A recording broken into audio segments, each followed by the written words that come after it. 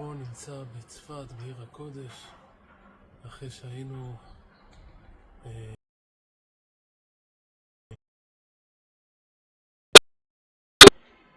וגם על